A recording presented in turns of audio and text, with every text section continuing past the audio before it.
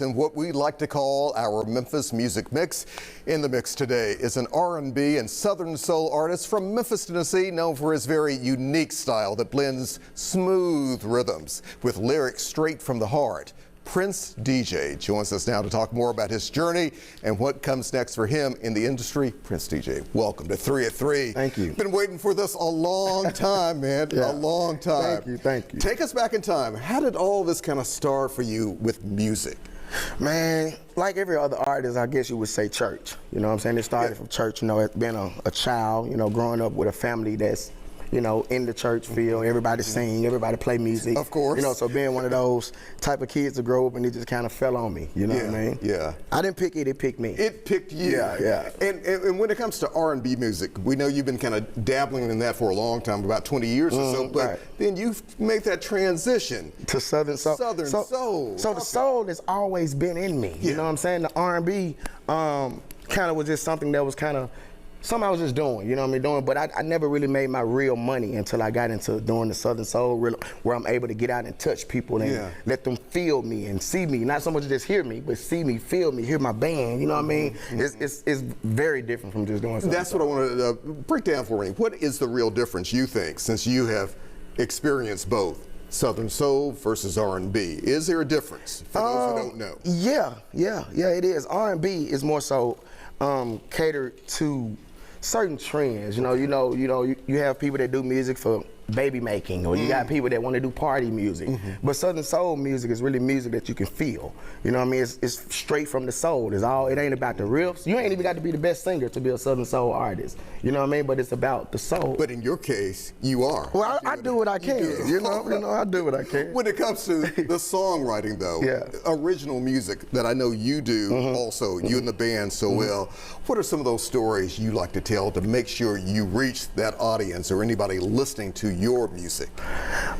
Man, you know, when I get on stage, I always tell people if you can sing somebody else's song and make the crowd and the audience go crazy, you should be able to sell yourself like that. You know what I'm saying? So me is just really making people tune in to who I am, so that way when I get on stage, they accept me for who I am. You know what I mean? I can sing, I can get up there and say doo-wop, doo-wop, doo-wop, and they go, yes, I am. Or you giving us a tease already. You see what I'm saying? It's coming from the soul. You know what I mean? Has there been one song, though, that you have written, or maybe you've even heard, that tells your story, that moves you? I got a song out right now called Levels, and Levels is one song that I do in all of my shows where I pass the mic. I let different people sing it. And you know that can be dangerous. Oh yeah, I know. You know that can be dangerous. So this particular, I had a show where I was passing the mic, letting the people sing, and it turned into like a testimonial service. Like people started coming up because the songs speak from levels. It speak about, you know, of course you was on a level before you walked in here, but when you came in the studio, you turned it to a whole nother level. You know what I'm saying? Whatever you're going through before you enter this space, it changes when you get in this space. So passing that mic to different people, it turned into an entire testimony where people was talking about having blood clots and things that went away, but now they're on another level in life. People that was getting evicted out of their homes, but now they're able to stand in front and tell you, I'm on a whole nother level. So that's a song that I wrote last year, and I put it out, but when I sing it, it speaks volume to people. You've also done some very cool collaborations with some other big Southern soul artists. Right. Talk to us about that. Why do that? And who do you like working with? Well, in this game, really, it's really not about what you know, it's about who you know. You know what I'm saying? You got relationships is worth more than money. You know what I mean? So having relationships with certain people that are doing certain things are important to me. You know, I got some collaborations out with my homegirl Cecily Wilburn. She's a big name known in the Southern Soul. Marcellus the singer, he's a big name. LJ Echols, he's a big name. P2K, these are my friends. But why is it important? Is because these are people that set that road out before me. Even though I've been in the game a long time, this is new on this side of the road. You know what I'm saying? But these are friends that welcome me in. One thing you made kind of new for me, I was checking out, as I have been following you for some time. Okay. Inner City Blues. Everybody likes that Marvin Gaye classic. Right. But you put your own touch on that. When you do that with your band, one of the coolest bands, funkiest bands out there, how do you do your own interpretation and say, look, I want to make this mine? So what's crazy is I don't know people's songs. That's why I don't do covers. I respect everybody that do cover tunes, but I can't remember people's words. So I don't. But when my I like the honesty. right. So when my band started playing it one day, it automatically went with one of my songs, which was a song that I got called Marvin. Yeah. And it just kind of went from there. We just kept, and it built. We were talking about the band. This is one of the best bands out there. Talk to me, how did you pull all these guys together? You know what? It was God.